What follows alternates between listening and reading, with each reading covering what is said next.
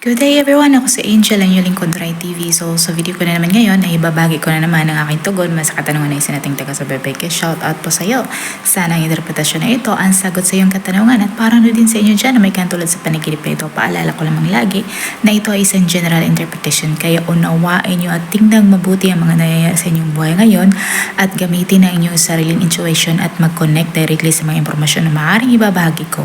At para labis nyo maintindihan ang ibig sabihin ng inyong panaginip ay panoorin nyo ang video na ito hanggang sa matapos at kung ito ay nag-resonate bawat isa sa inyo, please leave us a comment at huwag natin kalimutang mag-like, mag-subscribe at i-hit natin ang notification bell para maging updated kayo lagi sa mga hindi pa nakapag-follow sa aking Facebook page. I-follow nyo na po Rai TV at i-share nyo na din.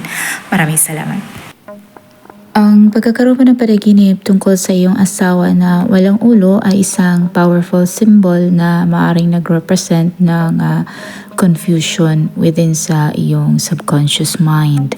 At ang mirror image na walang ulo sa panaginip conveys ng mga sense of disarray at ang kawalan ng direksyon na maaaring nagsignal na ikaw ay makakaranas ng period of inner struggle sa iyong waking life. At ang panaginip na ito ay maaaring nag-serve bilang reminder na talagang crucial na mag-take ng step back at i-assess mo ang iyong pananaw, ang iyong emotions at action. By doing so, you will be able to gain clarity sa gitna ng kaguluhan or makita mo ang daan towards resolution. Ina-admire kita sa kung paano mo harapin ang mga pagsubok na ito with bravery and resilience, dear dreamer. At hindi mo hinahayaan ang iyong sarili na ma-overwhelm sa mga pagsubok na ibinabato sa iyo ng buhay.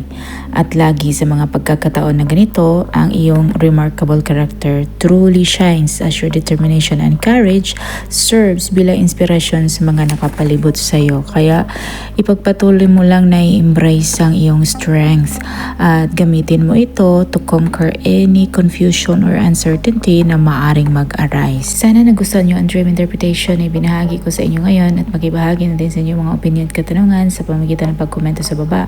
At kung ikaw ay bago pa lang sa akin channel ay huwag kalimutang mag-like, mag-subscribe at i-hit na rin notification bell para maging updated kayo lagi sa mga hindi pa nakapag-follow sa aking Facebook page. Follow nyo na po Rai TV at i-share nyo na din. Maraming salamat. Hanggang sa muli. Paalam.